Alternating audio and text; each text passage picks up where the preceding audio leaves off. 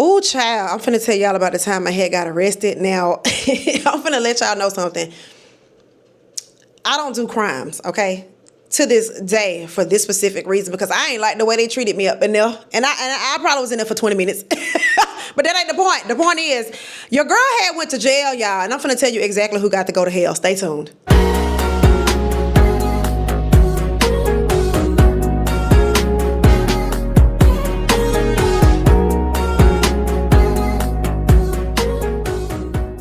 What's up, everybody? It's your girl, Indescribable, aka Geraldine Lake, checking in, unfortunately, to explain to you how I got arrested. Y'all, I don't even know where to begin, but okay, so I do believe this was expunged from my record. So if you think you about to be nosy and go look it up to see my mugshot, I don't think you can actually do that. But if you are able to find it, please send it to me, because I would like to include it somewhere on my page as a reminder to myself to never do that shit again. So it's not as crazy as you think, though. So what happened was, I was maybe about 21 or 22, driving to my job in South Haven, Mississippi. And I was driving to work like any other day, right? I get up to, I'm on 55 highway, and I'm about to exit to go to my job. Off this exit, I, slow down, decelerate, because there's a red light here at the off-ramp.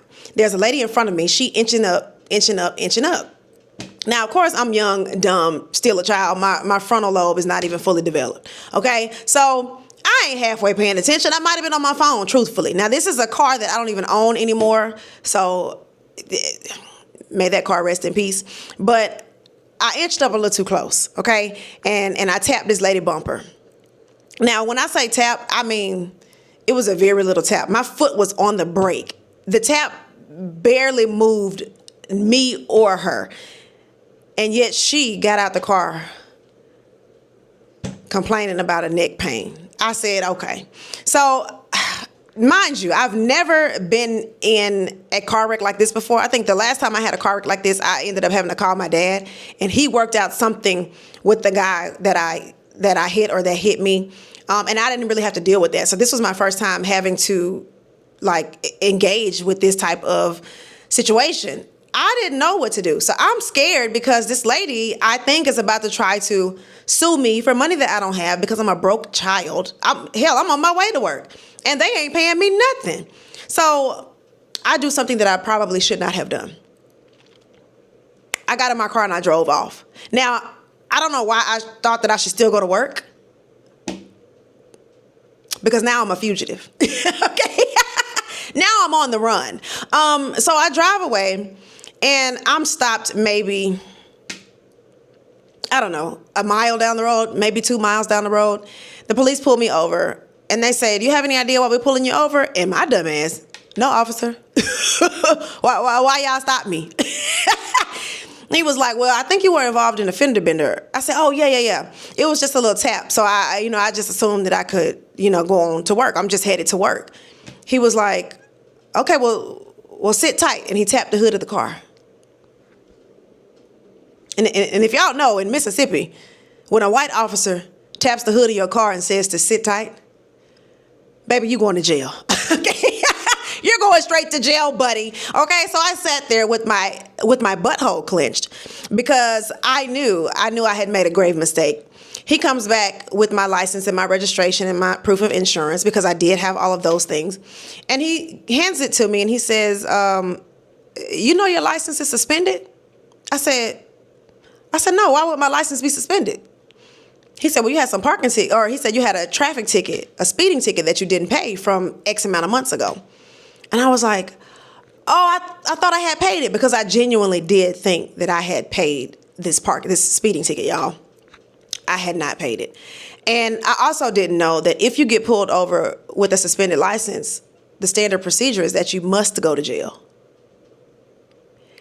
And by must go to jail, I don't mean trail the officer back to the precinct. I mean, they're going to read you your Miranda rights, slap handcuffs on you, and put you in the back of a very uncomfortable squad car. Okay? So I'm terrified, y'all. Terrified. I got to leave my car on the side of the road. I don't know anything about this process. I'm scared because I want to call my dad, but I know I'm going to be in trouble. I know I'm going to be in trouble. So I do anything that I can. I'm headed down to the police station. I get there, they book me, do my fingerprints, take my mugshot and everything. Now, I'm a soldier. I'm really a thug for real. So I'm crying on the inside, but I ain't gonna let them see that. At this point right now, my back and my butt hurts because I don't know if you've ever been in the back of a squad car, but there's no cushion back there. It's like a plastic bucket just across the back seat. And I guess they do that in case, so it's easier to clean, like if somebody throws up or vomits or pees or I don't know, something.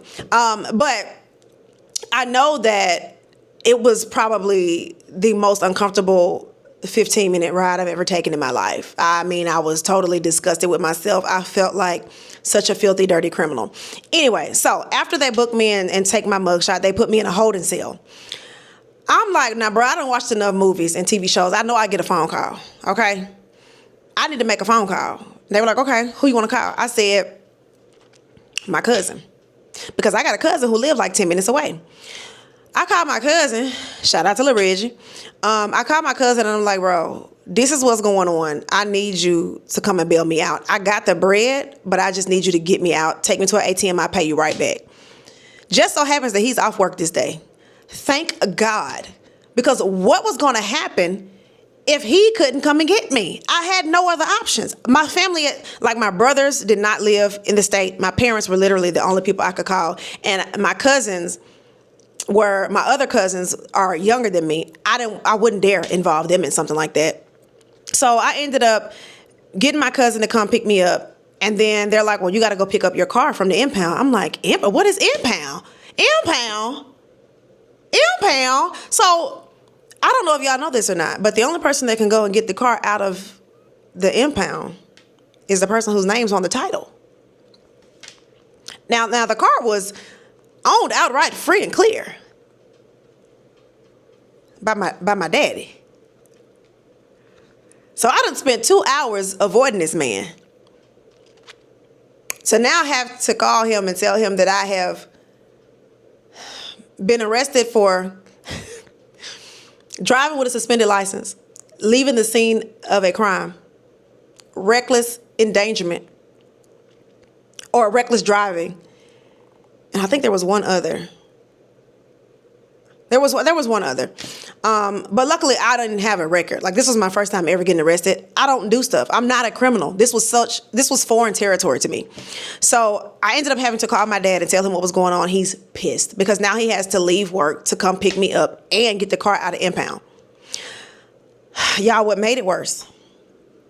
I was dating this guy at the time who wanted to send flowers to my job.